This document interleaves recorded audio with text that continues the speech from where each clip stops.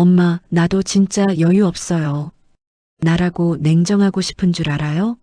제발 이해 좀 해요. 나도 내 생활이 있다고요. 78살 순자는 재개발 보상금 2천억을 숨긴 채 일부러 해진 외투와 젖은 운동화를 신고 큰딸 미정의 아파트 초인종을 눌렀습니다. 이 돈은 아직 누구에게도 말하지 않은 비밀이었고 서류만 있을 뿐 사용할 수 있는 돈이 없었습니다. 당장 그 비밀보다 몸을 누일 바닥 한 칸이 더 급했습니다. 초인정의 결과를 미리 알려주듯 복도는 밤부터 내린 비의 냄새가 차가웠습니다. 문 앞 조명은 밝았지만 순자의 어깨는 계속 떨렸습니다. 문이 반쯤만 열리고 미정이 나왔습니다. 미정은 순자를 먼저 안부보다 행색부터 확인했습니다. 머리끝에서 신발까지 훑고 시선은 다시 복도로 향했습니다. 미정은 문을 끝까지 열지 않았습니다. 한 발은 집 안, 한 발은 복도에 둔 채 서 있었습니다. 이 자세는 환영이 아니라 거부였습니다. 순자는 이를 알고도 말하지 못했습니다. 순자는 오늘만 안에서 좀 쉬고 싶었습니다. 바닥이라도 괜찮았습니다. 추위만 막을 수 있으면 됐습니다. 미정아, 오늘만 잠깐만 안에서 쉬면 안 되겠니? 지금은 안 돼요. 엄마, 이런 모습 우리 집 사람들 보면 다들 놀라잖아요. 오해 생기면 곤란해요. 미정은 낮은 목소리로 말했지만 표정은 굳어 있었습니다. 미정의 시계와 깔끔한 외투, 정돈된 머리카락은 평소 생활 수준을 보여주었습니다. 반대로 순자의 외투는 목 주변이 닳아 안감솜이 삐져나와 있었고 바지 밑단은 비에 젖어붙어 있었습니다. 두 사람은 분명 같은 피였지만 복도 바닥은 둘 사이를 선처럼 갈랐습니다. 순자는 그 선을 넘지 못했습니다. 순자는 딸의 허락 없이는 문턱조차 밟을 수 없었습니다. 이 순간 순자는 자신이 더 이상 가족이 아니라 불편한 방문자 취급을 받고 있다는 사실을 조용히 확인했습니다. 미정은 주변을 둘러봤습니다. 이런 장면을 이웃에게 들키면 안 된다는 표정이었습니다. 복도 CCTV와 층마다 달린 감지등은 모두 켜져 있었습니다. 미정은 작은 한숨을 쉬고 다시 말했습니다. 그 말투에는 미안함보다 정리하려는 마음이 더 많았습니다. 체면은 이미 가족보다 앞에 나와 있었습니다. 엄마, 오늘은 그냥 여기까지만 하세요. 택시 타고 며칠 쉬세요. 나도 사정이 있어요. 알잖아요. 내가 너한테 부담만 주는구나. 그렇게 말하지 마세요. 그냥 오늘은 안 되는 날이에요. 순자는 고개를 끄덕였습니다. 고개를 드는 대신 끄덕이는 쪽이 덜 아프기 때문이었습니다. 허리가 오래 굽어있던 사람은 갑자기 몸을 세우면 척추 쪽으로 찌릿한 통증이 올라옵니다. 순자는 그 통증을 잘 알고 있었습니다. 그래서 낮은 자세를 유지하고 있었습니다. 몸을 더 숙이면 숙일수록 말은 짧아졌습니다. 그 짧은 말은 고집이 아니라 체력의 한계였습니다. 미정은 현금이 든 얇은 봉투를 꺼내 순자의 손에 밀어 넣었습니다. 봉투는 가볍고 종이의 감촉은 마른 듯한데 안에 지폐 모서리는 뻣뻣했습니다. 이 봉투는 마음이 아니라 해결 방식이었습니다. 봉투는 당장 나가주세요라는 신호이기도 했습니다. 경비실에서 울린 인터폰 불빛이 복도까지 번졌습니다. 미정은 짧게 내려가 달라는 손짓을 보냈습니다. 경비원은 상황을 파악하려는 얼굴이었지만 미정은 길게 설명하지 않았습니다. 미정은 다시 한번 문 안쪽을 확인하고 현관문을 조금 더 닫았습니다. 문과 몸 사이의 틈은 점점 좁아졌습니다. 이제 순자는 복도 공기 속으로 완전히 남겨질 순간을 기다리는 처지가 됐습니다. 엄마, 비 맞으면 감기 들어요. 택시 타세요. 나중에 전화 주세요. 나 오늘 잘 데가 없어서 온 거다. 오늘만 바닥이라도 괜찮다. 오늘은 진짜 안 돼요. 나도 나만의 생활이 있잖아요. 이해 좀 해주세요. 순자는 더 말하지 않았습니다. 순자는 봉투를 쥔 손을 가슴 가까이 끌어당겼습니다. 손이 조금 떨렸습니다. 떨림은 부끄러움이나 분노보다 체온 저하와 피로에서 먼저 옵니다. 순자는 자신이 이 나이에 비오는 복도에 서 있다는 사실을 그대로 받아들였습니다. 미정은 현관문을 닫았습니다. 닫히는 소리는 크지 않았습니다. 조용한 소리였지만 그 조용함은 선 긋는 소리처럼 또렷하게 들렸습니다. 문이 닫히자 복도는 금방 다시 차가워졌습니다. 순자는 천천히 등을 벽에 붙였습니다. 벽은 차가웠습니다. 그래도 쓰러지지 않으려고 벽을 짚었습니다. 순자는 지금 돈도 변호사도 보상금 서류도 다 가지고 있었습니다. 하지만 그 무엇도 오늘 밤 이 복도 안을 침대처럼 바꿔주지는 않았습니다. 순자는 입술을 한번 깨물었습니다. 그리고 젖은 운동화를 끌며 엘리베이터 쪽으로 천천히 걸었습니다. 이 걸음은 항의가 아니라 후퇴였습니다. 순자는 스스로 물러나주는 쪽을 선택했습니다. 그래야 미정의 생활이 흔들리지 않는다고 믿었습니다. 엘리베이터 앞의 거울에는 순자의 뺨이 축 내려앉은 얼굴이 그대로 비쳤습니다. 머리카락은 비에 눌려 목 주변에 들러붙어 있었습니다. 눈과 피부는 얇게 떨리고 있었습니다. 순자는 그 얼굴을 보고 한 가지를 조용히 정리했습니다. 지금 이 집은 안전한 곳이 아니라고 판단했습니다. 이 판단은 단순한 섭섭함이 아니었습니다.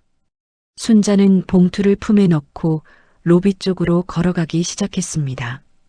비 냄새가 더 진해졌습니다. 바깥 공기는 차가웠습니다. 하지만 순자는 이제 다른 곳으로 몸을 돌립니다. 순자는 미정 대신 다른 자식 얼굴을 떠올렸습니다. 순자는 오늘 이 밤을 버틸 수 있는 다음 장소를 계산하기 시작했습니다. 그리고 마음속으로 한마디를 삼켰습니다. 내가 가진 건 돈이 아니고 현실이구나. 엘리베이터 문이 내려가는 동안 순자는 서류를 가슴에 안고 서 있었습니다. 등은 벽에 기대고 있었고 두 손은 서로를 붙잡듯 깍지 껴 있었습니다. 로비에 도착하자 큰딸 미정은 순자를 거의 붙잡다시피 밖으로 이끌었습니다. 가까이서 보면 그 손길은 다정하지 않았습니다. 급했습니다. 엄마, 추워요. 택시 타세요. 이러다 감기 걸리면 큰일 나요. 말은 걱정처럼 들렸지만 방향은 한 가지였습니다. 바깥, 집 밖, 자기 생활권 밖. 아파트 로비는 밝고 깨끗했습니다. 대리석 바닥은 젖어 있으면 미끄러웠습니다. 순자는 그 반짝임이 더 무섭게 느껴졌습니다. 젖은 운동화 밑창이 바닥에서 한번 밀리는 느낌이 들 때마다 허리가 먼저 움찔거렸습니다. 그래서 순자는 천천히, 아주 천천히 걸었습니다. 서두르지 않았습니다. 서둘렀다 넘어지는 건 오래 버티는 것보다 훨씬 비싼 값이 든다는 걸 이미 알고 있었기 때문입니다. 미정은 주변을 계속 신경 썼습니다. 로비 유리문 너머, 경비실 쪽, 엘리베이터에서 막 내리는 다른 세대 사람들 눈길이 몰리면 설명을 해야 합니다. 우리 엄마가 오늘은 좀 하는 식의 말을 해야 합니다. 미정은 그 설명 자체를 원하지 않았습니다.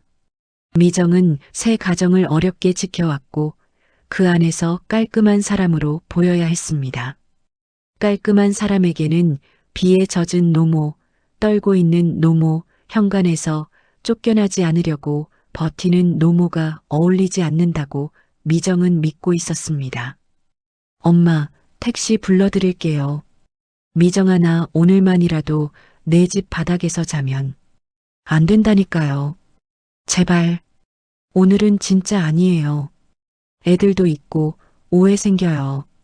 나도 지켜야 할 게 있잖아요. 그 말에서 중요한 건 엄마 몸 상태가 아니었습니다. 내가 지켜야 할 것이 핵심이었죠. 미정은 자기 질서를 먼저 말하고 있었습니다. 어머니보다 내 자리, 내 체면, 내 집안 안정을 먼저 말하고 있었습니다. 미정은 얇은 서류를 다시 한번 순자의 손에 단단히 쥐어줬습니다. 순자는 그 봉투의 의미를 알았습니다. 여기까지 와준 건 알겠어. 근데 이제 내가 알아서 가. 그게 봉투의 말이었습니다. 봉투는 미안함처럼 보이지만 실제로는 선긋기의 마침표일 때가 많습니다. 돈으로 상황을 끝내려는 겁니다. 정리해드렸죠? 라는 식의 안도까지 포함된. 순자는 고개를 들지 않았습니다. 고개를 드는 건 기세가 남아있는 젊은 사람들의 방식이었습니다. 순자는 대신 아주 작은 목소리만 냈습니다. 나 오늘은 어디로 가면 되냐? 택시 타고 찜질방 가셔도 되고 아니면 며칠만 아시는 데 있잖아요. 그쪽 가 계세요. 나 주말에 전화할게요. 정말로. 순자는 그 말을 듣는 순간 머릿속이 잠깐 하얘졌습니다. 어디로 가면 되냐는 질문에는 사실 답이 없었습니다. 갈 곳이 없으니까 묻는 거지요. 찜질방, 여관, 하루방 이런 곳은 젊을 때는 가볍게 넘길 수 있지만 순자에게는 순탄치 않습니다. 순자는 그 상황을 알고 있었습니다. 그래서 찜질방 가라는 말은 곱게 하면 오늘만 이해해달라는 말이지만 날 것으로 하면 나는 못 데려간다는 선언이었습니다. 로비 자동문이 열리자 비 냄새가 한꺼번에 들이쳤습니다. 비는 더 굵어져 있었습니다. 순자의 어깨와 머리 위로 다시 물방울이 떨어졌습니다. 젖은 머리카락은 목덜미로 달라붙었고 추위가 바로 안쪽으로 파고들었습니다. 그 추위는 노인에게 혈압을 급하게 흔들고 어지럼증을 유발할 수 있고 그 어지럼은 곧바로 넘어짐으로 이어질 수 있습니다. 이건 그냥 불편함이 아니라 실제로 응급실 사유가 될 수 있는 위험입니다. 특히 밤길, 젖은 노면, 체력이 떨어진 상태라면 더 그렇습니다. 미정은 마지막으로 이렇게 말했습니다. 엄마, 나도 진짜 여유 없어요. 나라고 냉정하고 싶은 줄 알아요? 제발 이해 좀 해요. 나도 내 생활이 있다고요. 그리고 문을 닫았습니다. 안쪽으로 돌아간 건 미정이었고 빗속으로 한 발 더 나간 건 순자였습니다. 순자는 혼자 남았습니다. 아파트 현관 비가림막 끝에서 로비 불빛이 닿지 않는 골목 어귀까지 내려가는데 몇 걸음이면 충분했습니다. 그 몇 걸음이 길었습니다. 무릎이 툭툭 흔들렸습니다. 발목이 헛돌면 그대로 옆으로 쓰러질 것 같았습니다. 순자는 손가락으로 난간을 더듬었습니다. 순자는 그 와중에도 한 가지를 정리합니다. 여긴 못 돌아오겠구나. 그건 단순히 오늘 밤이 아니라 앞으로의 문제까지 포함돼 있었습니다. 이 집은 나를 마지막까지 들이지 않을 거구나. 이 판단은 서운함 이상의 무게였습니다. 이건 통장 구조를 바꾸는 신호이기도 했습니다. 여긴 아니다라는 결론이 나오는 순간 그 집은 상속 대상에서 밀려나기 시작합니다. 돈은 정의관 쪽으로 가는 게 아니라 안전으로 가게 됩니다. 나를 바닥 한 켠에라도 눕혀줄 사람 쪽으로. 비는 계속 떨어졌습니다. 순자는 봉투를 품에 더 깊이 넣었습니다. 봉투는 따뜻하지 않았습니다. 몸을 데우지도 허리를 덜 아프게 하지도 않았습니다. 서류는 그냥 밀려났다는 증거였습니다. 순자는 머릿속으로 둘째 아들의 얼굴을 떠올렸습니다. 둘째 철우. 적어도 거긴 들어갈 수 있을까? 적어도 거긴 나를 앉힐 의자라도 있나? 적어도 거긴 돈 얘기보다 어디 아프냐가 먼저 나오나? 순자는 그 한 가닥에 기대를 걸어보기로 했습니다. 순자는 빗속으로 천천히 걸어나갔습니다. 한 손은 허리, 한 손은 가로등 기둥, 그리고 마음속으로 아주 짧게 중얼겼습니다. 미정이는 자기 집을 지켰구나. 그럼 나는 나를 지켜야지. 이건 완전히 다른 방향의 시작이었습니다. 이제부터 순자는 누구 집이 넓으냐가 아니라 누가 나를 사람으로 취급하느냐로 자식들을 다시 보기 시작합니다. 그리고 그 기준은 나중에 변호사 앞에서 숫자로 적히게 될 겁니다. 순자는 비에 젖은 그대로 둘째 철우의 사무실 겸 창고 문을 밀고 들어갔습니다. 문은 제대로 닫히지 않아 항상 약간 떠 있었고 안에서는 오래된 담배 냄새와 식은 소주 냄새가 섞여 있었습니다.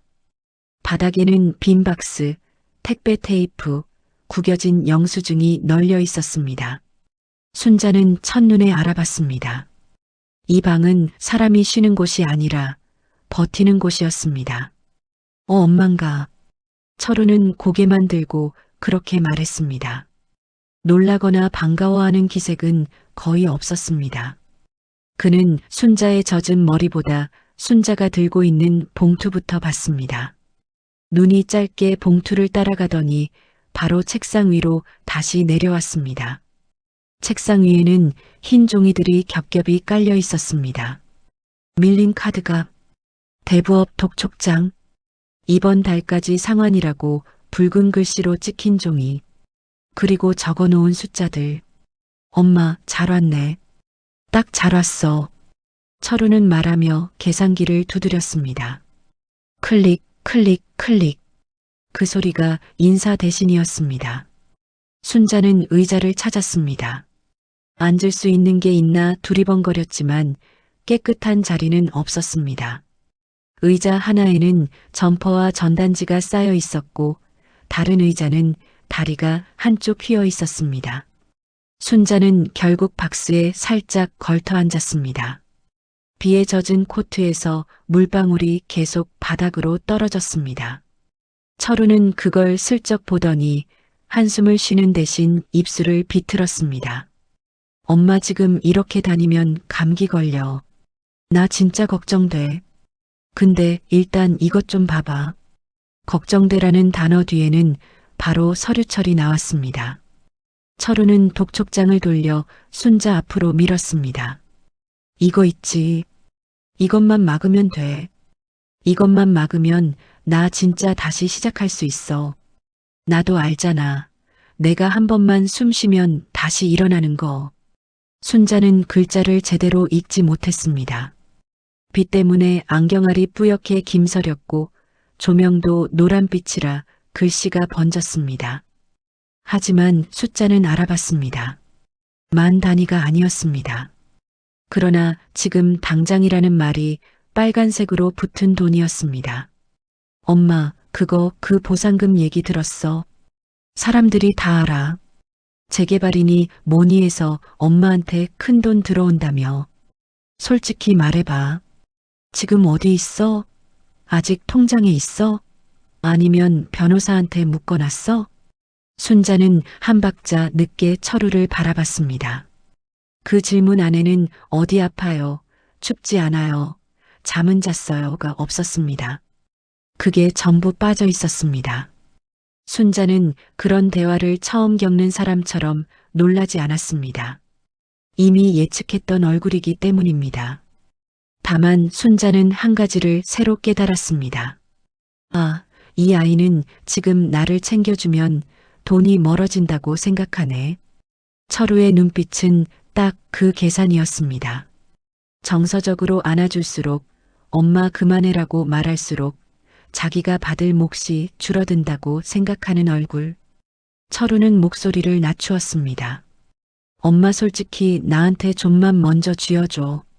큰 누나 알면 시끄러워지고 막내는 감정적으로 나오고 복잡해져. 나만 조용히 해결하면 돼. 이거만 막으면 사람들 입 막을 수 있어. 추심도 잠깐 멈출 수 있고 엄마가 나한테만 먼저 주면 되잖아. 엄마도 편하잖아. 나 되살리면 내가 엄마 모시면 되잖아. 서로 윈윈이야.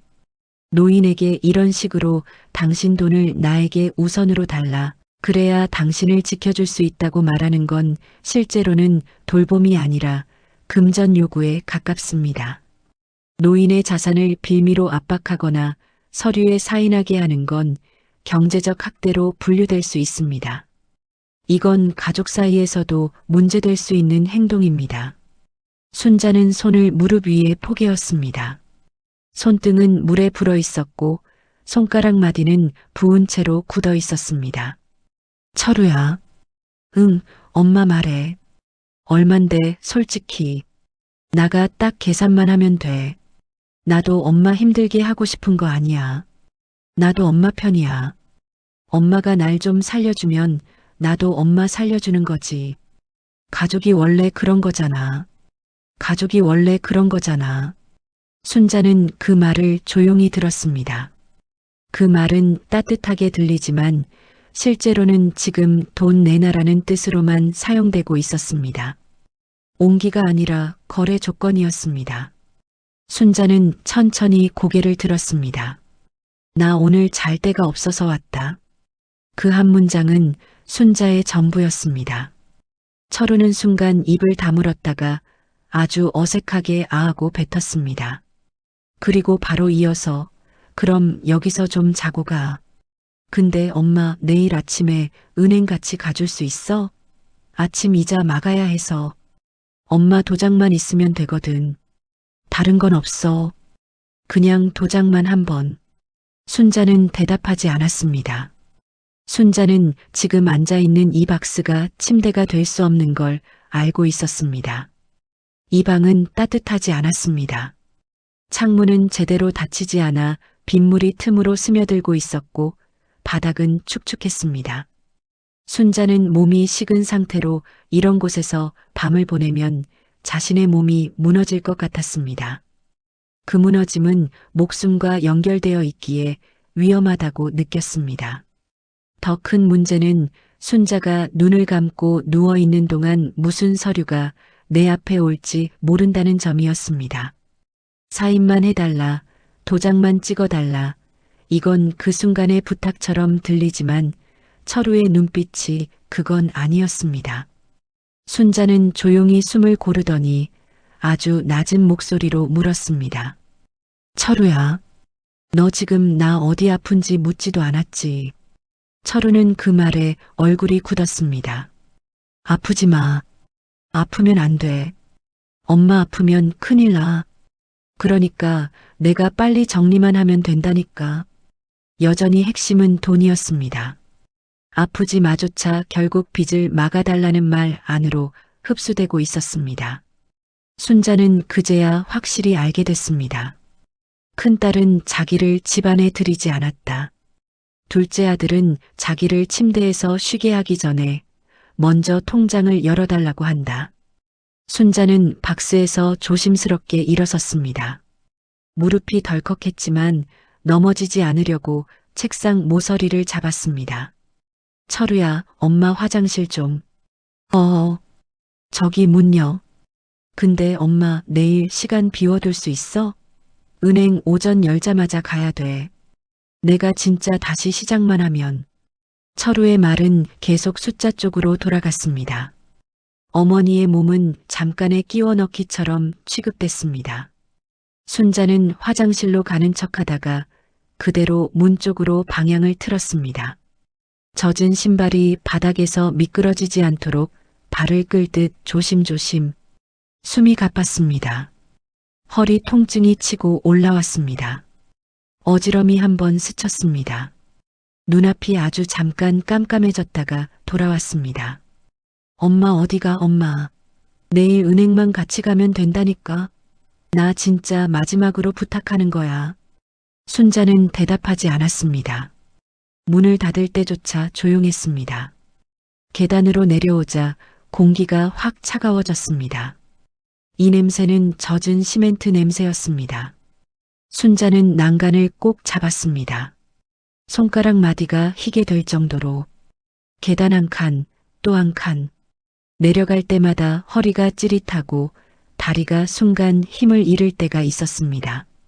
그때마다 난간을 더 움켜쥐었습니다.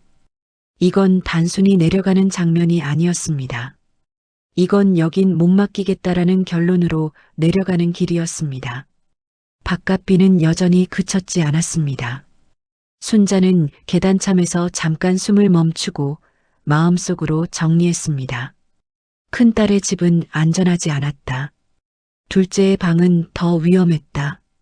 그럼 이제 남는 곳은 하나였다. 막내. 순자는 비를 맞으면서도 그 얼굴을 떠올렸습니다. 형광조끼 입고 밤에 회사 화장실 닦던 그 아이. 허리 보호대 차고 다니던 그 아이. 자기 몸보다 먼저 남의 바닥을 닦던 그 아이. 순자는 그쪽으로 가보기로 했습니다. 돈이 아니라 몸을 눕혀도 되는 곳으로, 숨을 좀 고르고 아무 말 없이 이불만 덮어도 되는 곳으로. 그리고 그 순간 순자는 마음속에서 아주 조용하지만 단단한 결정을 하나 내렸습니다. 2천억은 저 아이 쪽으로 흘러야겠다. 그건 충동이 아니었습니다. 살아남기 위한 판단이었습니다. 누가 나를 재워주는가? 누가 나를 사람 취급했는가? 순자는 이제 그 질문으로 자식들을 다시 줄 세우기 시작했습니다. 버스 정류장 난간에 몸을 기대고 있던 순자는 무릎이 꺼지는 느낌과 함께 그대로 주저앉을 뻔했습니다. 다리가 아니라 허리에서부터 힘이 빠지는 느낌이 내려왔습니다. 나이가 들면 몸이 먼저 알려줍니다. 지금은 그냥 앉으면 안 된다. 이대로 바닥까지 떨어지면 못 일어난다. 그래서 순자는 난간을 양손으로 붙잡고 숨만 몰아쉬고 있었습니다. 밤비는 아직 그치지 않았고 젖은 바람이 목덜미로 파고들었습니다. 엄마, 형광조끼, 허리 보호대, 손등에 세제 얼룩. 막내딸 하나가 순자를 발견한 건 우연이 아니었습니다. 야간 청소 끝나고 퇴근하던 길이었습니다. 눈 밑은 이미 벌겋게 피곤이 내려앉아 있었고 어깨는 구부정하게 굳어 있었습니다. 그래도 목소리는 바로 올라왔습니다. 논란보다 확인이 먼저였고 확인보다 붙잡는 게 먼저였습니다. 하나는 순자의 겨드랑이 밑으로 팔을 넣어 허리를 받쳤습니다.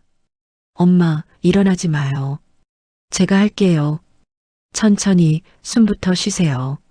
말투에는 사과나 원망이 없었습니다. 그냥 지금 해야 할 절차가 나왔습니다. 넘어지지 않게, 체온 떨어지지 않게, 의식 흐르지 않게. 이건 누군가를 오래 돌본 사람의 말투입니다. 사랑이라는 단어를 안 꺼내도 몸으로 이미 하고 있는 사람의 말투입니다. 순자는 무릎이 덜컥했지만 하나가 허리와 팔꿈치를 동시에 받쳐주자 겨우 몸을 세울 수 있었습니다. 엄마 여기 왜 앉아 있어요? 비 맞았잖아요. 어디 다쳤어요? 머리 안 부딪혔죠? 하나는 질문 순서를 아주 분명하게 지켰습니다. 어디가 아픈지보다 먼저 머리, 의식, 낙상 여부, 그 다음이 어디로 모실지였습니다. 이건 병원 동선에 익숙한 사람들이 자동으로 체크하는 순서이기도 합니다. 하나는 오래 야간 청소를 하면서 응급실 가던 동료들, 허리 삐끗해서 들것하고 나간 언니들을 수도 없이 봤습니다. 그래서 위기 상황에서 어떤 걸 먼저 물어야 하는지 자기 몸에 새겨둔 사람이었습니다. 순자는 입술을 떨며 말했습니다. 하나야, 나 그냥 오늘 누울 데가 없어서. 하나는 그 말을 들은 순간 얼굴이 잠깐 굳었습니다. 그런데 그 굳음은 왜 우리 집화가 아니었습니다. 지금까지 누구도 안 받아줬어? 에 가까운 표정이었습니다. 그 표정은 잠깐 나왔다가 바로 지금 할 일로 바뀌었습니다. 일단 집부터요. 밖에 있으면 안 돼요. 엄마 쓰러지면 큰일 나요. 넘어지면 다시 못 일어나요. 잡아요. 제 팔 잡으세요. 다리 힘 빼도 돼요. 제가 버틸게요.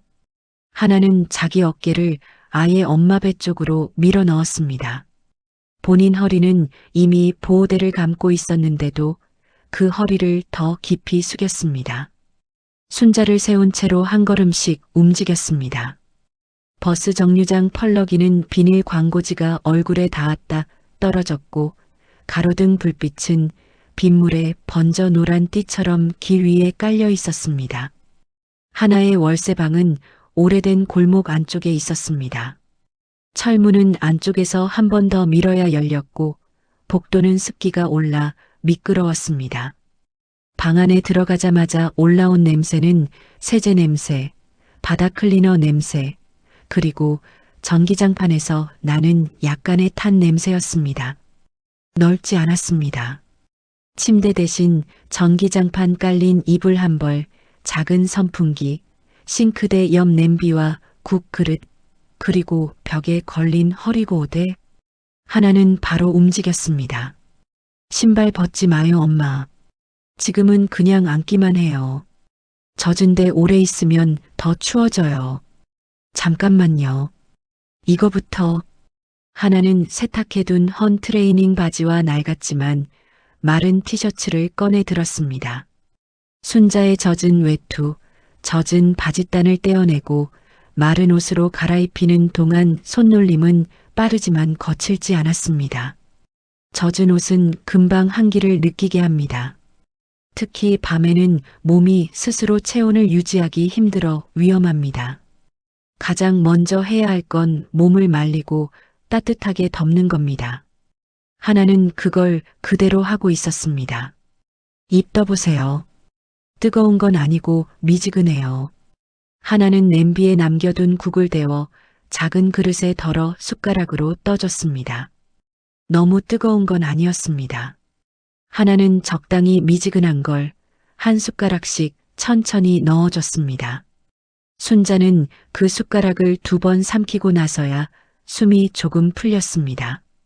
떨림이 가라앉아 눈물이 올라왔습니다. 울려고 울은 게 아니었습니다. 몸이 살았다는 신호를 보내는 쪽이 더 가까웠습니다. 하나야, 지금 말하지 마요. 지금은 쉬어요. 얘기 나중에 들어요. 오늘 밤은 제가 있을게요.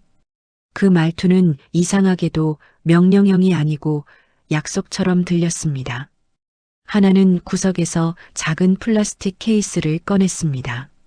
안에는 진통 패치, 멍 빼는 연고, 체온계, 감기약처럼 보이는 봉지들, 그리고 오래 접힌 병원 영수증이 들어 있었습니다.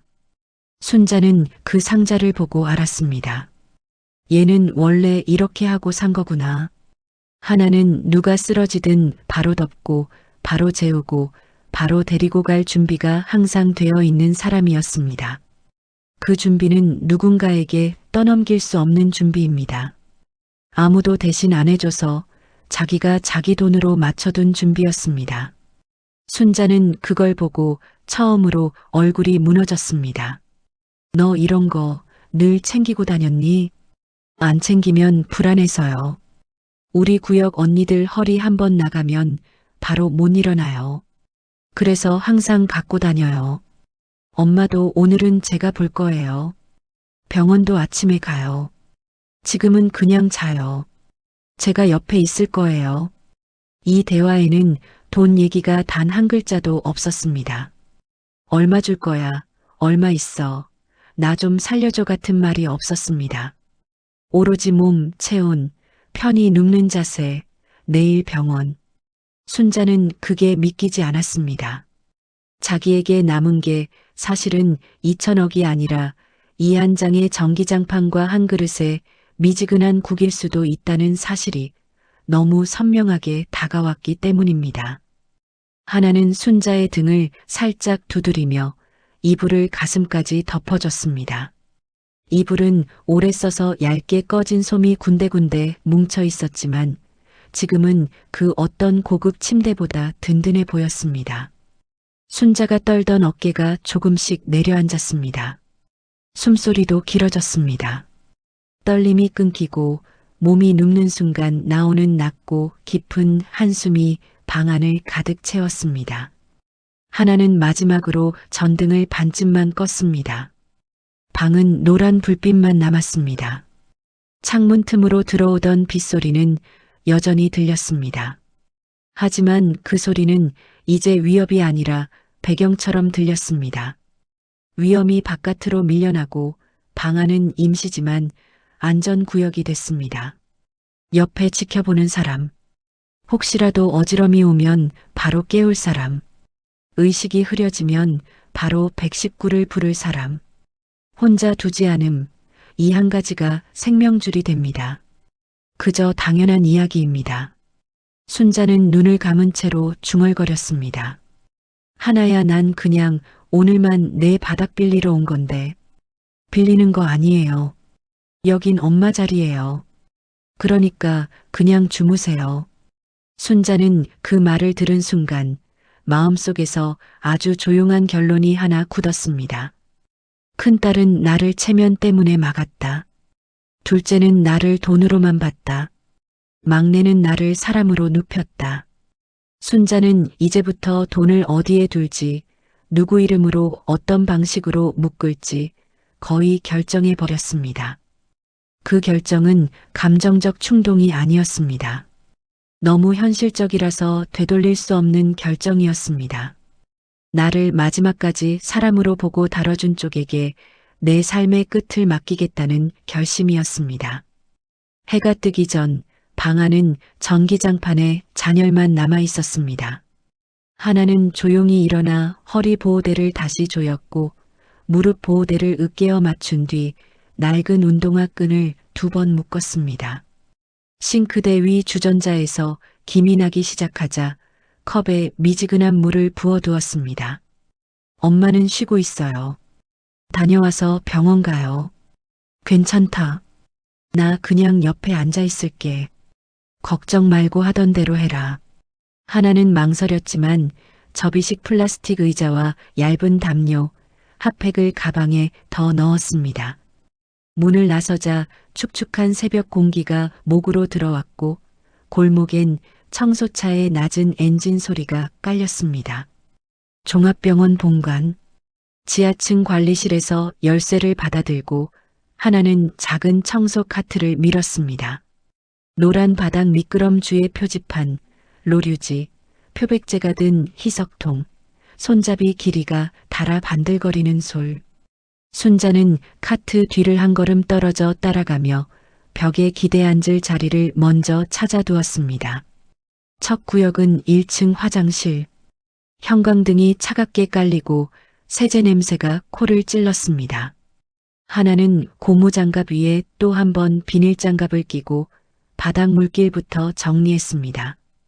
팔 전체에 힘줄이 서고 솔질할 때마다 허리 보호대가 미세하게 들썩였습니다. 허리는 펴고 무릎을 굽혀야 덜 아프다 하나가 혼잣말처럼 중얼거렸습니다. 순자는 의자에 앉아 그 동작을 눈으로 따라했습니다. 무릎솔 헹굼, 반복. 하나야, 손등 그 상처는 언제 났니? 어제. 변기 뒤쪽 나사에 긁혔어요. 괜찮아요. 연고 발랐어요. 관리인이 들어와 서명을 요구하자 하나는 젖은 장갑을 벗고 손을 대충 털어 펜을 잡았습니다. 종이에는 구역 완료라는 도장이 반복돼 있었고 이름을 적을 공간은 작았습니다. 관리인은 서류만 보고 고개를 까딱했습니다. 눈은 바닥보다 시계에 더 가 있었습니다. 둘째 구역으로 이동하는 길, 복도 끝에서 들것이 지나갔습니다. 2~3명이 빠르게 발을 맞추고 있었고 순자는 무릎 위 담요를 더 끌어당겼습니다. 하나는 그 모습을 흘깃 보고 카트 속에서 새 로류지와 소독 티슈를 챙겼습니다. 엄마, 추우면 말해요. 핫팩 더 있어요. 2번째 화장실에는 물때가 더 굵게 달라붙어 있었습니다. 하나는 긴 솔을 짧은 솔로 바꾸고 바닥에 무릎을 거의 붙이듯 자세를 낮췄습니다. 손목으로 작은 원을 그리며 힘을 모으는 동작. 그때 순자가 무의식적으로 자리에서 일어나 몸을 숙이려 했습니다. 안 돼요. 엄마는 숙이지 말아요. 허리 더 다쳐요. 의자에 앉아 있어요. 순자는 다시 앉았습니다. 손가락 끝이 저려오는 듯 했지만 입을 다물었습니다. 하나의 동작 하나하나가 몸에서 비용을 떼어 쓰는 것처럼 보였습니다. 왼손으로 균형을 잡고 오른손으로 힘을 몰아 긁는 순간들. 일어날 때마다 허벅지에 강하게 힘을 주어 버티는 순간들. 세 번째 구역은 계단실과 휴게실. 사용 흔적이 진한 곳이었습니다. 계단 난간을 닦을 때 하나는 천을 여러 번 접어 손을 넓게 덮었습니다. 미끄러지면 안 되니까요.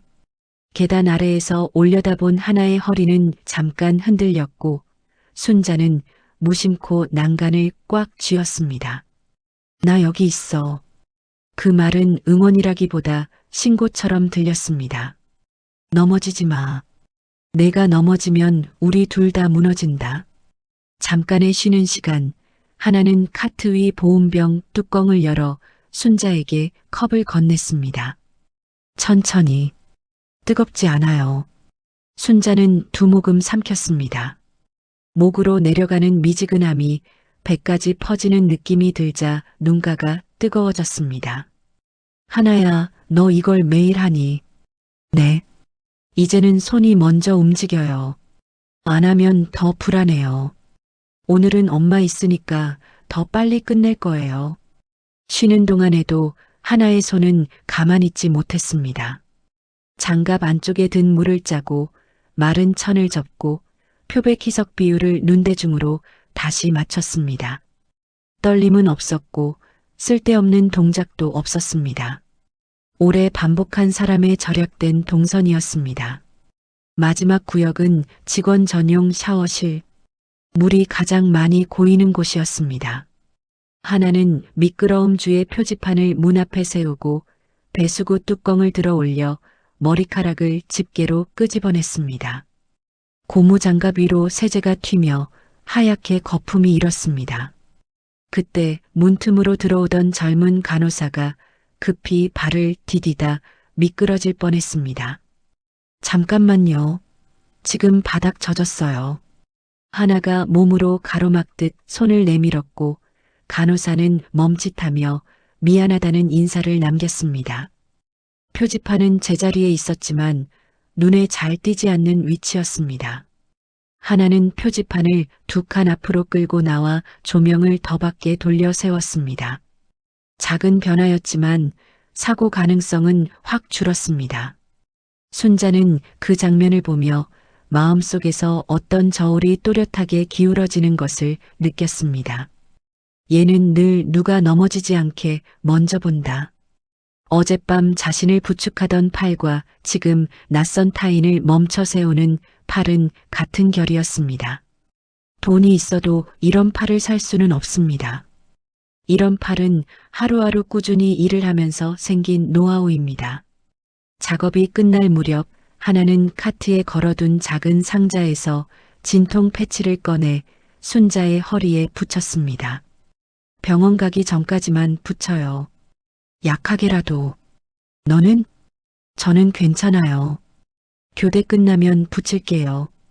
관리실에 돌아와 서명을 마치고 하나는 사용한 장갑과 마스크를 분리수거함에 버렸습니다.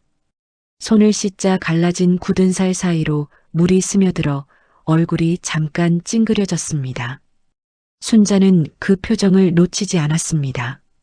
주머니에서 오래 접어둔 명함 한 장을 꺼내 손가락으로 모서리를 쓸었습니다. 최상훈 변호사. 활자가 물기를 먹은 듯 흐릿해 보였지만 이름은 선명했습니다. 하나야. 응, 엄마. 오늘 점심 지나서 잠깐 시간 되면 같이 갈 데가 있다. 병원? 병원도 가고 그 다음에 서류 좀 보러. 하나는 고개를 갸웃했지만 더 묻지 않았습니다. 순자는 명함을 다시 접어 품에 넣었습니다. 어젯밤에는 오늘만 바닥을 빌려 자자가 전부였지만 지금은 하나를 위해 기틀을 마련해야 한다는 생각으로 바뀌어 있었습니다. 단순한 현금 이전이 아니라 월세, 보증금, 생활비의료, 응급, 연락망까지 포함한 틀. 누가 아파도 넘어져도 갑자기 병원으로 가도 무너지지 않는 틀. 병원 현관을 나서자 아침 햇빛이 얇게 번졌습니다. 빗방울은 잦아들었고 젖은 바닥 위로 노란빛이 반사되었습니다. 하나는 카트 손잡이를 닦아 제자리에 밀어넣고 남은 물티슈 하나를 순자 손에 쥐어주었습니다. 손 닦아요. 우리 이제 아침 먹고 병원 가요. 순자는 손을 닦으며 아주 조용히 고개를 끄덕였습니다. 큰딸의 집 문턱은 차갑게 닫혔고 둘째의 방은 비제 냄새로 가득했지만 이 새벽의 좁은 휴게실에서는 한 사람이 또 한 사람을 사람으로 세우고 있었습니다. 순자는 그 사실이 2천억이라는 숫자보다 먼저 마음을 움직인다는 걸 알았습니다. 돈은 결국 이 손길을 지키는 데 써야 한다. 그 결심은 더 이상 흔들리지 않았습니다. 아침 햇빛이 겨우 골목 바닥을 말리고 있을 때 순자는 하나와 함께 작은 로고도 없는 변호사 사무실에 앉아 있었습니다. 건물은 오래된 상가 3층이었고 창밖 간판들은 탈색되어 있었습니다. 의자는 딱딱했고 탁자 위엔 서류철 2개와 도장 케이스 하나가 놓여 있었습니다. 순자는 의자 등받이에 등을 붙이지 않은 채 허리를 세우고 앉아 있었습니다. 어머니 오랜만에 뵙습니다. 최상훈 변호사는 얇은 안경을 고쳤으며 인사를 했습니다. 목소리는 낮고 일정했습니다. 그는 하나를 한번 보고 다시 순자를 보았습니다. 그리고 중요한 걸 눈치챘습니다. 오늘은 그냥 상담이 아니라 방향을 바꾸러 온 날이라는 것. 하나는 자리 끝에 앉아 있었습니다. 형광조끼는 벗었지만 허리 보호대는 그대로였습니다. 손등엔 아직 세제에 벗겨진 흔적이 남아 하얗게 갈라져 있었습니다. 하나는 한 번도 이런 자리에 앉아본 적 없는 사람처럼 조용히 무릎 위에 손을 모으고 있었습니다. 고개는 살짝 숙여져 있었지만 귀는 긴장해서 열려 있었습니다. 언제든 아니요, 괜찮아요라고 사양할 준비가 된 사람의 자세였습니다. 순자는 숨을 가다듬고 말했다. 변호사님, 서류 다시 씁시다. 최 변호사는 준비해온 서류철을 순자 앞으로 펼쳤습니다. 깔끔하게 구분된 인쇄물들, 재개발 보상금 지급 현황, 예상 세금, 의료생활비 지출 계획 예시, 상속 및 신탁 구조 초안. 종이 위엔 숫자들이 줄지어 있었고 종이의 숫자는 현실이었습니다. 순자는 그걸 똑바로 보았습니다. 숫자가 그냥 숫자가 아니고 자기의 숨과 다리와 허리, 그리고 마지막으로 기대어 눕게 될 방이라는 걸 알고 있었기 때문입니다. 당초에 어머니가 말씀하신 안은 세 남매에게 균등 배분이었습니다. 예. 그런데 오늘은 균등 말고 안전이 먼저요. 순자의 그 한마디에 하나는 고개를 번쩍 들었습니다. 눈이 커졌습니다. 엄마 무슨 말이야? 균등하게 나눠야지. 싸우면 안 되지. 순자는 그쪽을 천천히 바라봤습니다. 밤새 떨던 자신의 어깨를 붙들고 세워주던 그 손, 화장실 바닥을 쓸고 계단 난간에 미끄러워요. 표지판을 옮겨 세우던 그 허리. 그게 눈앞으로 다시 떠올랐습니다. 하나야, 너는 나를 보살펴줬어. 엄마, 너네 언니는 나를 문 밖에 세워놨다. 하나는 입술을 깨물었다. 너네 오빠는 나를 눕혀주기도 전에 통장부터 묻더라. 하나는 아무 말도 하지 못했습니다.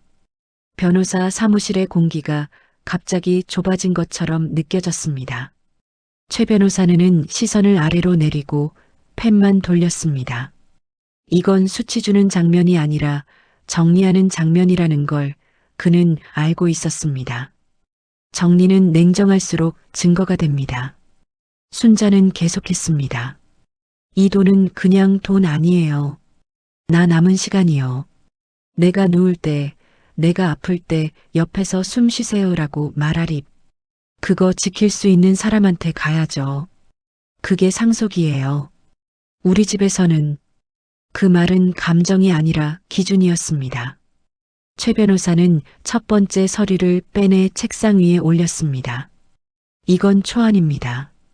어머니 명의 재산 중 일부를 어머니의 생활의료주거 안정을 위해 잠그는 구조예요. 쉽게 말해 이 돈은 아무나 뺏을 수 없고 정해진 목적에만 쓰이게 묶는 겁니다. 월세, 병원비, 간병인 지원비 같은 항목으로만 나가요. 하나는 깜짝 놀란 얼굴이었다. 저 그런 거 필요 없어요. 저 그냥 엄마 옆에서 필요해. 순자가 잘났다. 말투는 흔들리지 않았다. 너 허리 봐라. 너 지금도 서 있으면 허리 덜덜 떨잖아. 너 쓰러지면 나 누울 때 한순간에 없어진다. 그럼 우리 둘 다 같이 무너져. 나는 그게 더 무섭다. 하나는 본능적으로 허리 보호대를 만지며 작게 웃었습니다. 그 웃음에는 나 아직 괜찮다라는 습관적인 버팀과 엄마가 그걸 다 보고 있었네라는 들킨 당혹이 동시에 섞여 있었습니다.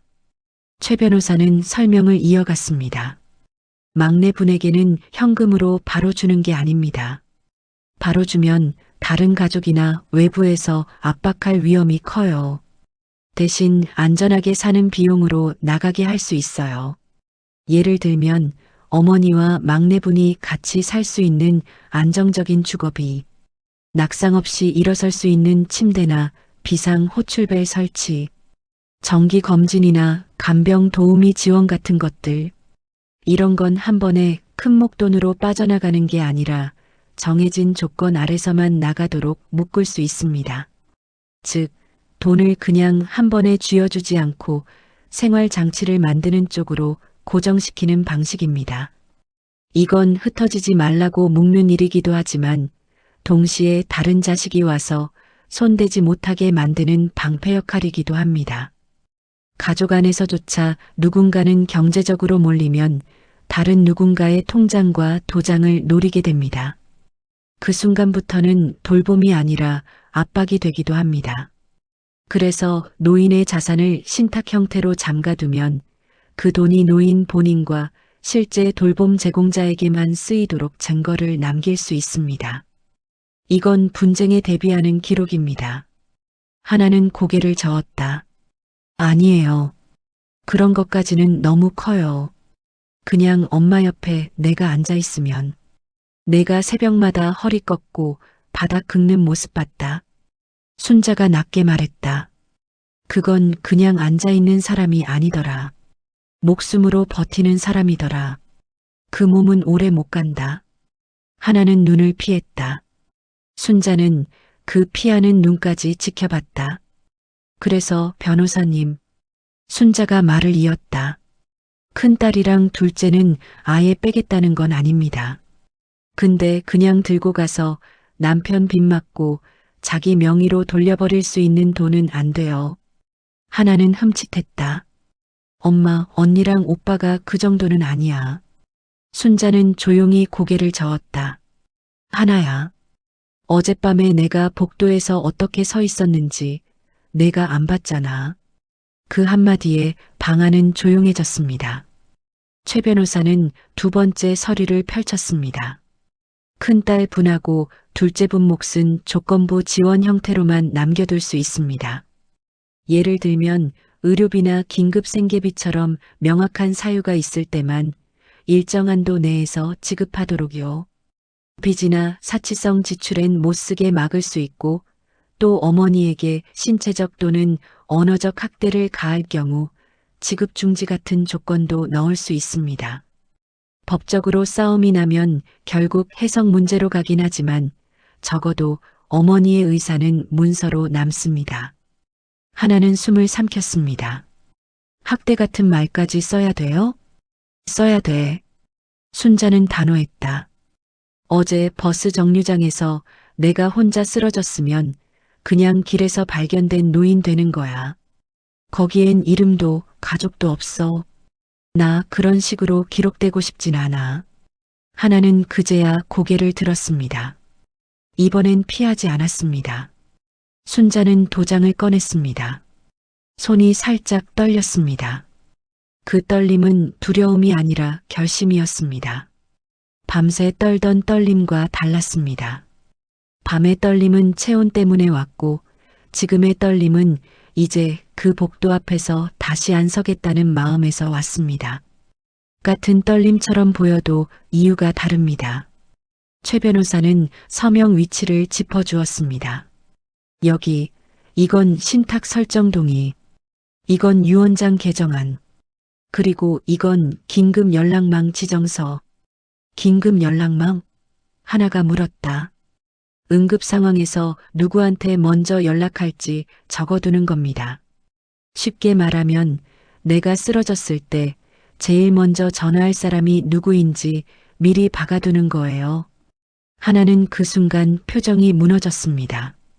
그걸 제 이름으로 해요? 순자는 천천히 고개를 끄덕였습니다. 응. 이제부터는 내가 1번이다. 의사도 구급대도 변호사도 은행도 다 너한테 먼저 묻는다. 하나는 입술을 막았습니다. 말이 안 나왔습니다. 이건 단순히 돈 얘기가 아니었습니다. 이건 내가 넘어지면 너를 찾게 할게라는 선언이었고, 동시에 내가 없으면 나는 바로 무너진다라는 고백이었습니다. 그 무게를 처음 느끼게 된 사람은 당황할 수밖에 없습니다. 보호자라는 말은 듣기 좋지만 실제로는 자기 삶 전체가 바뀐다는 뜻일 때가 많습니다. 잠도, 일정도, 몸도, 직장도, 죄책감도 다 따라옵니다. 그래서 돌봄은 늘 고마움과 짐을 동시에 안깁니다. 그건 깨끗하게 나눌 수 있는 감정이 아닙니다. 순자는 도장을 찍었습니다. 쿵! 서류 위로 둥근 붉은 도장이 번졌습니다. 순간적으로 손끝이 떨렸고 눈썹이 아주 약하게 들렸다가 내려왔습니다. 그 소리는 컵 내려놓는 소리보다 조금 무거웠습니다. 유언이 바뀌는 소리였고 집안 질서가 갈라지는 소리였고 동시에 순자가 자기 편을 공식적으로 지명한 소리였습니다. 끝까지 나 눕혀준 사람이 가져가야지.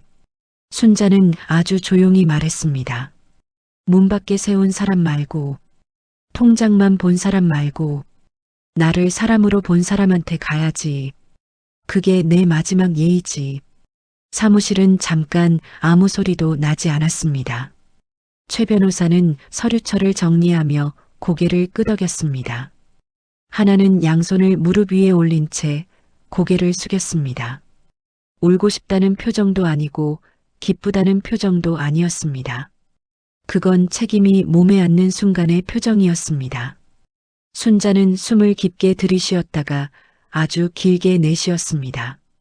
어젯밤 버스 정류장 난간에서 하던 숨이 아니라 처음으로 편안하게 길게 뽑는 숨. 됐다, 이제. 됐다. 이건 한 번의 사인으로 끝나는 장면이 아니었습니다. 이제부터 싸움은 시작될 것이고 나머지 두 아이는 이걸 쉽게 받아들이지 않을 것입니다. 그래서 다음 단계는 숨기는 게 아니라 공개하는 겁니다. 변호사님, 순자가 말했다. 예. 새해 다 불러주세요. 다 같이 앉혀놓고 내 입으로 직접 얘기할랍니다.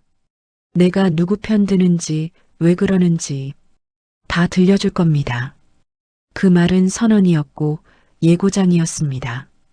그리고 장례식장도 아니고 병원도 아닌 살아있는 자리에서 엄마가 하는 마지막 가족회의 예고였습니다. 작은 식당의 뒷방. 낮 시간이라 손님이 거의 없어 빈 방 하나를 빌렸습니다. 둥근 식탁 하나, 스테인리스 주전자 하나, 종이컵 몇 개. 냄새는 미지근한 된장국 냄새와 약하게 밴 기름 냄새가 섞여 있었습니다. 문은 닫혀 있었고 안쪽에는 네 사람이 앉아 있었습니다. 순자, 큰딸 미정, 둘째 철우, 막내딸 하나, 그리고 최 변호사. 순자는 오늘 해진 코트 대신 깔끔하게 다린 옷을 입고 왔습니다. 일부러 그랬습니다. 불쌍해서 도와준다는 눈빛을 받고 싶지 않았기 때문입니다. 이 시간은 부탁이 아니라 선언의 자리였습니다. 그래서 순자는 허리를 세우고 앉았습니다. 허리를 등받이에 기대지 않고 스스로 세워 앉는 건 여전히 힘들었지만 이 장면만큼은 기대고 싶지 않았습니다. 기대면 약해 보인다고 생각하는 게 아니라 기대는 순간 누가 내 허리를 잡아줘 하기 때문입니다. 오늘은 그걸 누구에게도 맡기고 싶지 않았습니다. 미정은 단정한 코트를 입고 있었지만 팔짱을 낀 채였습니다. 표정은 최대한 아무렇지 않은 척하지만 입술은 말라 있었습니다. 그녀는 왜 하필 이런 데서 보자 그러셨는지로 대화를 시작할 기세였습니다. 철우는 모자를 눌러 쓰고 앉아 식탁 위 종이컵을 계속 손가락으로 만지작거렸습니다. 눈은 테이블에 놓인 서류철에서 떨어지지 않았습니다. 하나는 구석 쪽에 앉아 있었고 자세가 약간 안쪽으로 말려 있었습니다. 내가 여기 앉아 있어도 되나라는 마음이 그대로 드러나는 몸. 허리 보호대는 그대로였습니다. 최 변호사는 노트북 없이 얇은 서류철만 들고 앉아 있었습니다. 일부러 이렇게 한 것이었습니다. 회의가 아니라 통보 자리라는 걸 형식적으로도 보여주려는 선택이었습니다. 순자가 먼저 말했습니다. 오늘은 싸우는 자리 아니에요. 미정이 바로 받아쳤습니다. 엄마 그럼 뭔데? 왜 다 불러요? 그냥 나중에 천천히 얘기해도 되잖아. 굳이 이러실 필요까지. 순자는 고개를 저지 않았습니다. 고개를 젓는 대신 숨을 길게 들이쉬었다가 내쉬었습니다. 이런 긴 호흡은 순자에게 지금부터는 내가 정리하겠다는 신호였습니다. 밤새 춥게 떨 때 나오는 숨과 달리 지금의 숨은 길고 단단했습니다. 내가 가진 돈 이야기 하려고 부른 거다. 순자가 아주 분명하게 말했다. 철우의 어깨가 즉시 들썩였습니다. 눈빛이 살아났습니다. 미정의 등은 순간 굳었습니다. 하나는 고개를 들지도 못한 채 두 손을 무릎 위에 얹었습니다. 아, 그래서 엄마. 그래서 그 돈 말이야. 철우가 가장 먼저 입을 뗐습니다.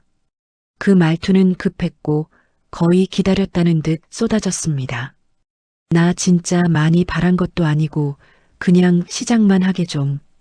철우야. 순자의 목소리가 낮게 잘렸다. 앉아. 내 말부터 좀 들어.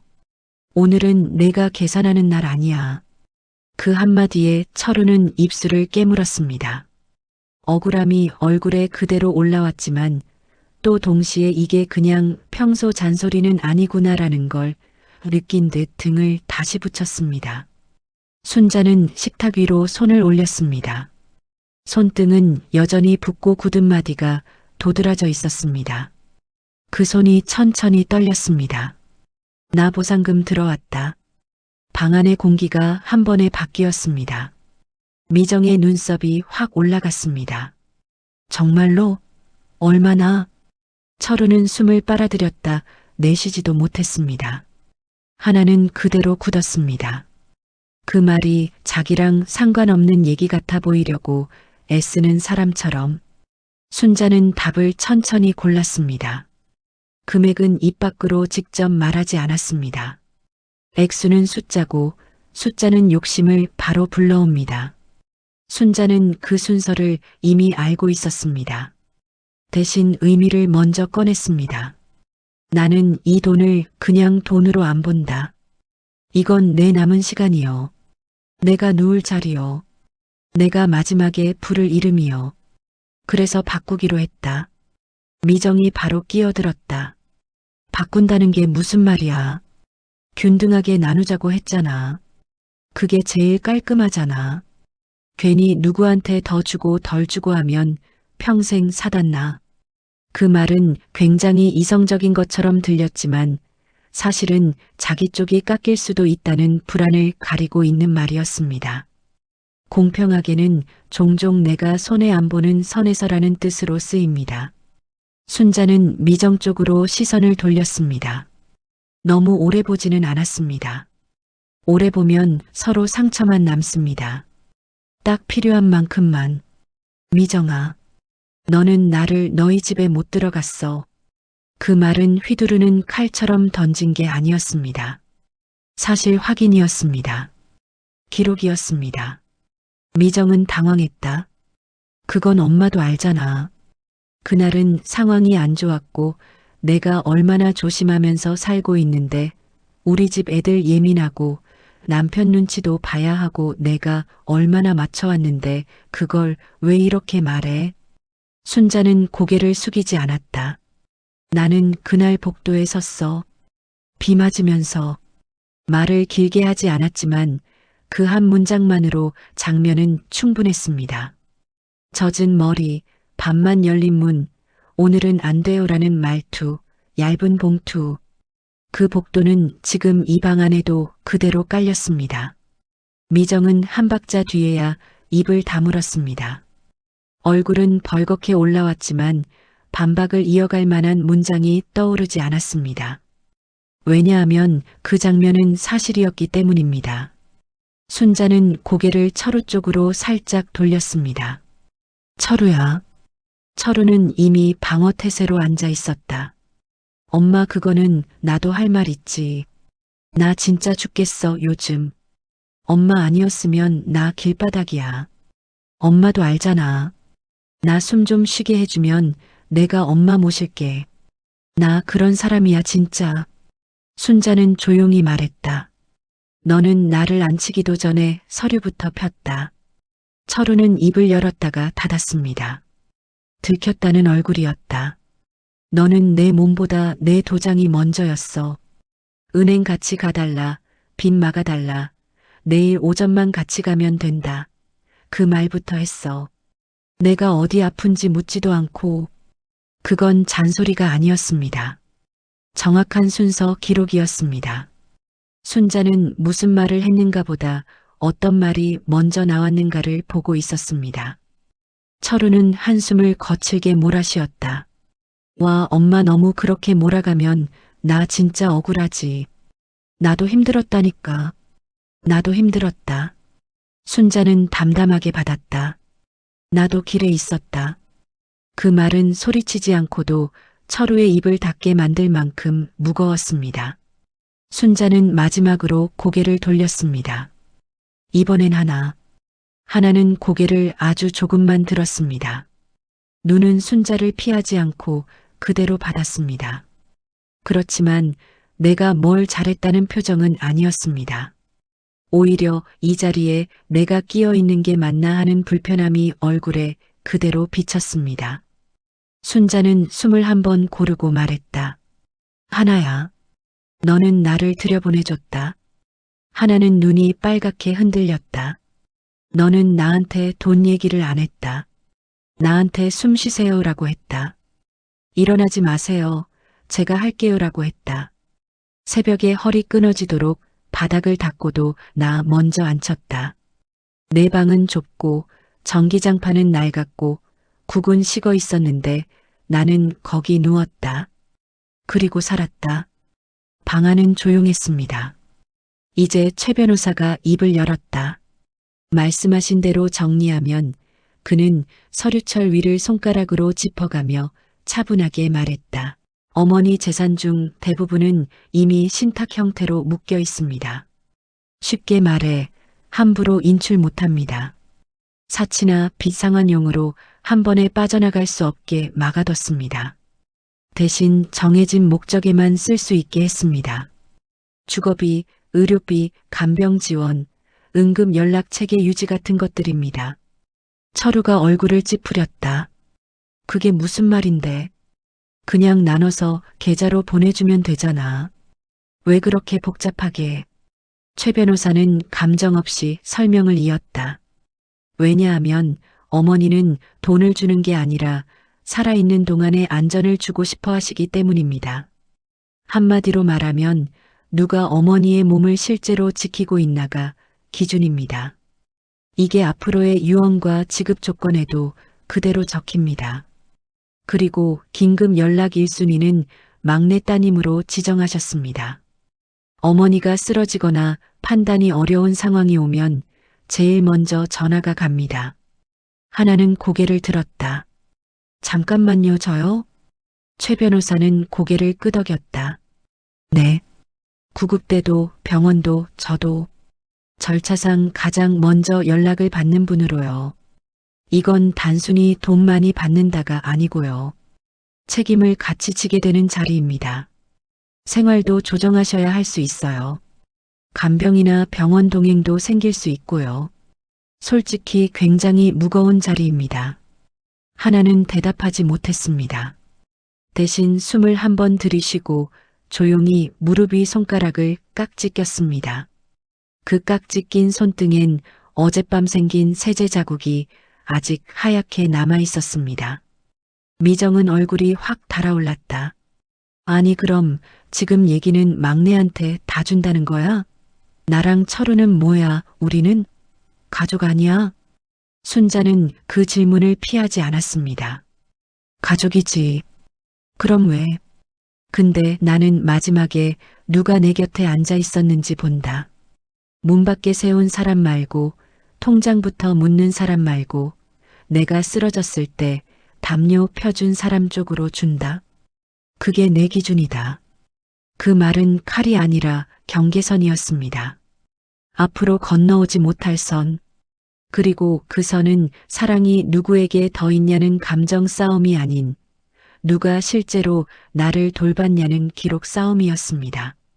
철우는 결국 터져나왔다. 그건 불공평하지. 막내는 엄마 옆에 있었으니까 그렇지. 나는 일하느라. 나는 진짜 요즘 상황이 나도 진짜. 너 어제 나한테 뭐부터 물었냐고.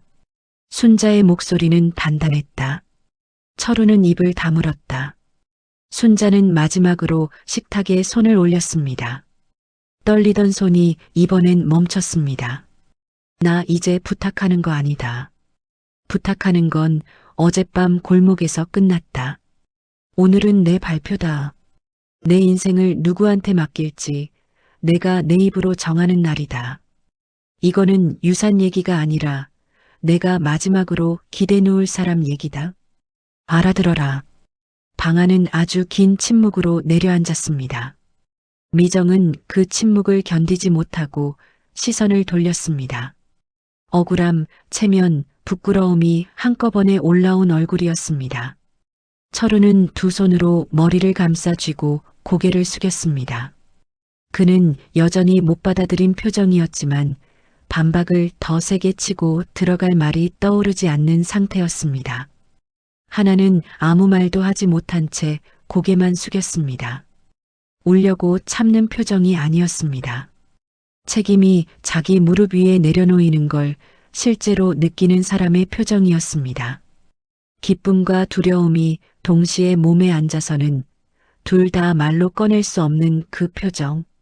최 변호사는 조용히 서류처를 정리했습니다. 더 이상 설명할 것은 많지 않았습니다. 이미 중요한 말은 다 나왔습니다. 순자는 마지막으로 한 번 숨을 쉬었습니다. 그 숨은 길고 안정적이었습니다. 전날 비 맞으며 복도에 서서 떨던 순간은 완전히 다른 숨이었습니다. 자, 나는 다 말했다. 앞으로는 이대로 간다. 그건 협상이 아니라 엄마가 생전에 남기는 최종 공지였다. 낮은 트럭이 골목에 멈췄다. 기사 둘이 묵직한 박스를 들고 올라왔다. 박스에는 낙상 예방 침대 저상 사이드 가드 포함이라고 인쇄돼 있었다. 방 안은 잠깐 좁아졌고 하나는 서랍장을 옆으로 밀어 통로를 만들었다. 설치 기사는 줄자를 꺼내 바닥을 재고 고무 패드를 모서리에 붙였다. 침대 프레임이 낮게 내려앉는 소리가 났다. 스르륵 바닥과 더 가까운 높이. 사이드 가드가 딸깍하고 잠겼다. 그 옆 작은 선반에는 약봉투 정리함, 혈압계, 그리고 빨간 단추 달린 비상 호출기가 놓였다.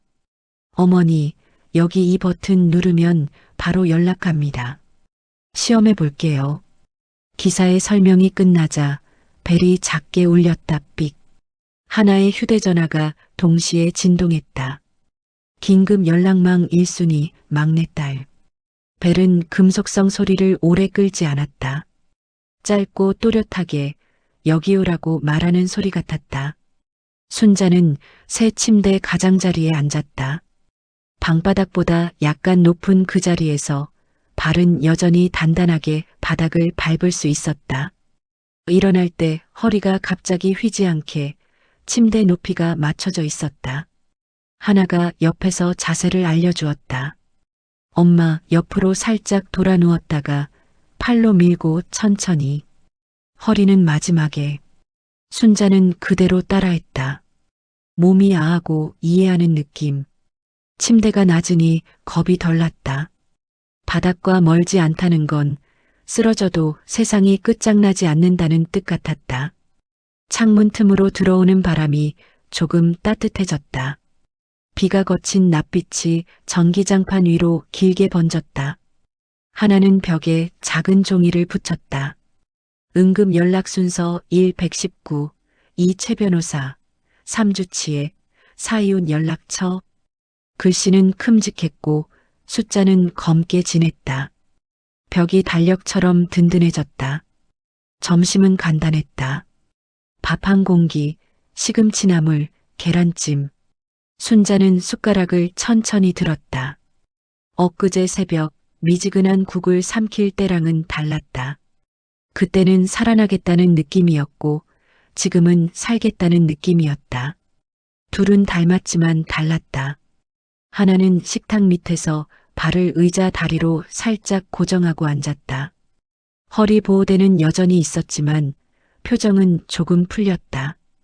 휴대전화가 진동했다. 최 변호사였다. 어머니, 오늘 오전 서류 접수됐습니다. 신탁 계좌 전환 들어갔고요. 긴급 연락망도 병원 및 관할 구청 쪽에 등록됐습니다. 내일 오후에 간단한 사용 안내만 더 드리겠습니다.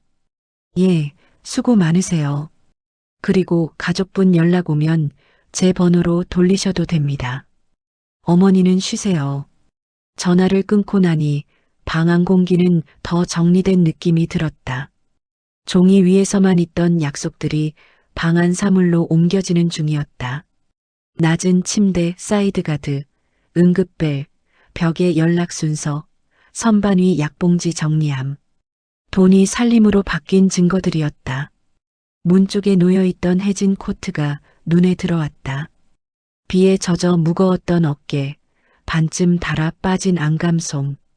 순자는 그 코트를 가지런히 접어 큰 비닐에 넣었다. 하나가 물었다. 버려요? 응. 아까워서. 그 코트는 옛날에 입었던 옷이다. 난 이제 새로운 사람을 얻었잖니. 하나는 비닐을 안아들었다. 그 말이 방 안에 조용히 내려앉았다. 시험은 복도에 반만 열린 문, 얇은 봉투, 젖은 머리카락과 함께 지나간 풍경 속으로 옮겨졌다. 다시 꺼내지 않을 장면들. 휴대전화 화면에 메시지 하나가 떠 있었다. 미정이었다. 엄마, 점심은 드셨어요? 그 뒤에 길게 썼다 지운 흔적이 남은 듯 문장이 어색하게 끊겼다. 순자는 화면을 오래 보다가 짧게 답장을 보냈다. 응, 먹었다. 그 뒤에 아무것도 붙이지 않았다. 미정은 곧바로 저녁에 전화할게요라고 남겼다가 다시 내일로 할게요로 고쳤다. 체면은 여전히 미정의 버릇이었다. 그러나 문장은 예전보다 낮아져 있었다.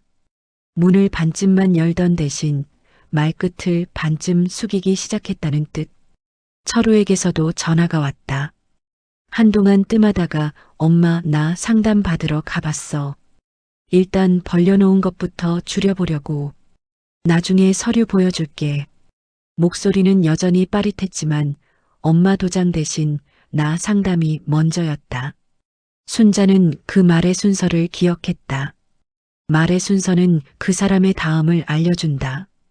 오후에는 동네 물리치료실에 들렀다. 간단한 스트레칭을 배우고 집에서 할 수 있는 동작을 적어왔다. 누울 때 옆으로 밀기 일어나기. 종이는 침대 옆에 자석으로 붙였다. 하나는 집안 곳곳에서 걸려 넘어질 만한 것들을 치웠다. 전선은 테이프로 모서리에 고정했고 문턱 앞에는 미끄럼 방지 매트를 붙였다.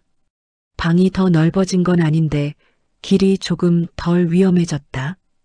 해가 기울 무렵 두 사람은 새 침대에 나란히 앉았다. 창틀 위로 얇은 오렌지 빛이 내려앉았다.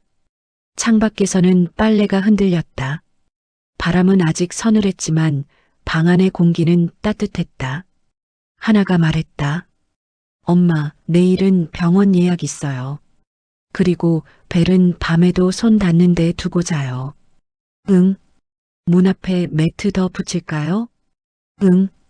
다음 달에는 응급 연락망 문서 한 번 더 확인하고. 응. 대화는 짧았고 응이 많았다. 그러나 그 응은 비어있지 않았다. 약속의 응이었다.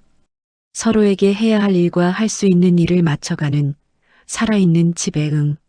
순자는 손을 무릎 위에서 포겠다. 밤을 지나는 동안 그 손은 많이 떨렸고 서류 위에서 한 번 더 떨렸다.